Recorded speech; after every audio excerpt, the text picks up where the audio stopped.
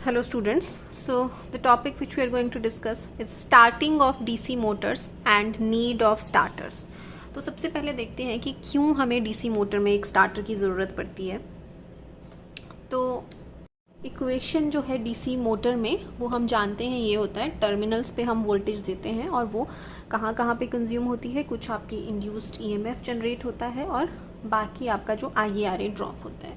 तो यहाँ से अगर मैं IA की इक्वेशन निकालूँ तो IA आएगा आपका VT minus EA upon RA, right. अब जैसे ही हम मोटर को इनिशियल स्टेजेस में, जब मोटर है अभी वो घूमना स्टार्ट नहीं हुआ है, जस्ट रोटेट करने वाला है मोटर, ठीक है। अभी मतलब आप ऐसे एज्यूम कीजिए अभी वो घूम नहीं रहा है, ठीक है, जस्ट अबाउट टू रोटेट। उस टाइम पे जब वो घूम नहीं रहा है तो इंड्यूस्ड EMF नहीं होगा, क्योंकि इंड्यूस्ड EMF तभी जनरेट होगा जब आपका मोटर रोटेट करेगा। तो at the time of starting में जो इंड्यूस्ड EMF होगा EA, that will be equal to 0। तो जो IA है उसकी वैल्यू कितनी होगी, इसमें 0 पुट कर दो, VT अपॉन RA के बराबर होगी। अब यहाँ पे आप देखिए कि जब आपका स्टार्टिंग रेजिस्टेंस जो है वो कम है अगर, तो करंट आपका ज़्यादा होगा, ठीक है।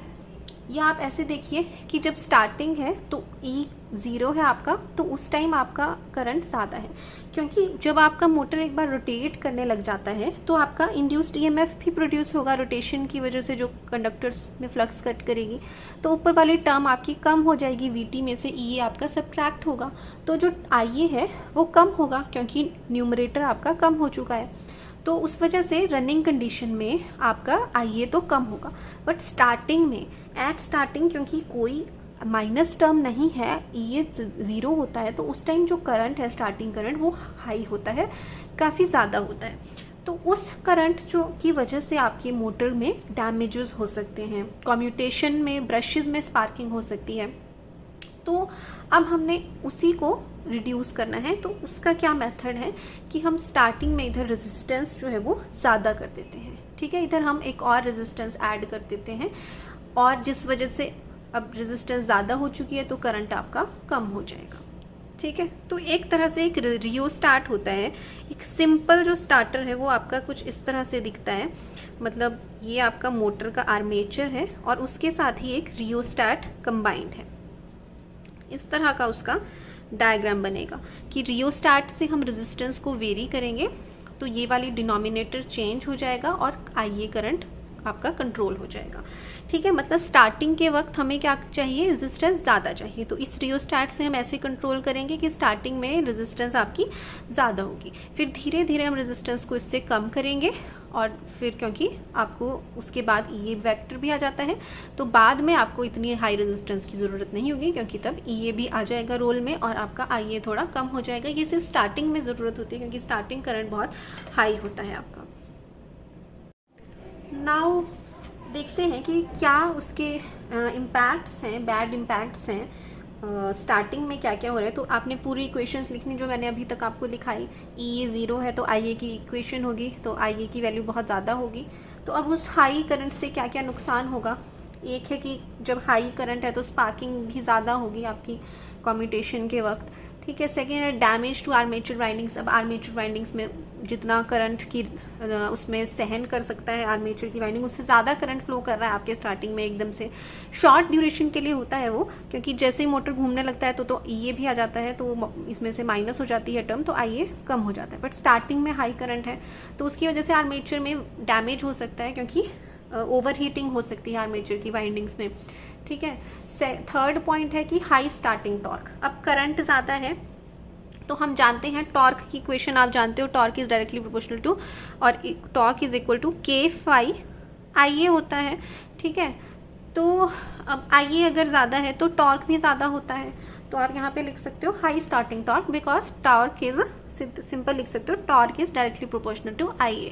तो करंट ज़्यादा है तो जो टॉर्क है स्टार्टिंग में वो भी एकदम से ज़्यादा लग रहा है, मतलब उस पर ज़्यादा फोर्स लग रही है स्टार्टिंग में, एकदम से उस पर बहुत ज़्यादा फोर्स लग जा रही है और क्विक एक्सेलरेशन हो जा रही है, एकदम से वो एक्सेलरेट कर जाएगा।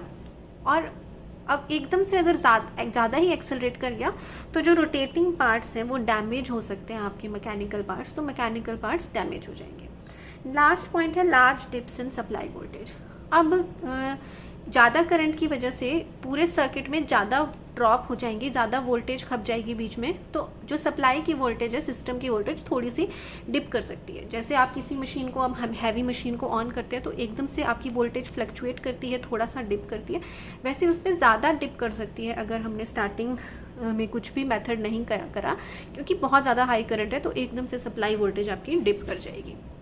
तो ये इसके आपके क्यों हमें स्टार्टर की ज़रूरत है, इन इफ़ेक्ट से बचने के लिए हमें स्टार्टर की ज़रूरत। नाउ क्या इसमें थ्योरी लिखनी है आपने कि eight the time of starting high resistance is connected. Starting के वक्त ज़्यादा रेजिस्टेंस चाहिए विच इज़ ग्रेजुअली रिड्यूस, चूँकि धीरे धीरे हमें रिड्यूस करनी पड़ती है जब मोटर आपका स्टार्ट हो जाता है, एक बार रन करना लगता है। क्यों? क्योंकि जैसे ही मोटर एक्सेलरेट करता है तो ईबी भी बढ़ जाता है, जिसकी वजह से करंट डिक्रीज़ होता है, जो कि मैंने आपको पिछले फॉर्मूले से बताया। ठीक है, अब सिंपलेस्ट फॉर्म ऑफ स्टार्टर क्या है आपका? अगर हमें कोई सिंपलेस्ट फॉर्म ऑफ स्टार्टर बनाना हो तो वही है कि एक आर्मेचर के साथ सीरीज़ में एक रेजिस्टेंस कनेक्टेड है वेरिएबल। ठीक है, तो ये आपका सिंपलेस्ट फॉर्म ऑफ स्टार्टर है। यहाँ पे आप फील्ड वाइंडिंग बना दीजिए, ये आर्मेचर है और आर्मेचर के साथ ही एक वेरिएबल रेजिस्टेंस कनेक्ट है। ठीक है, तो अब इसको हम आगे जब यूज़ करते हैं तो इसमें और भी हमें चीज़ें ऐड करनी पड़ती हैं, तो मॉडिफाई किया जाता है इसमें।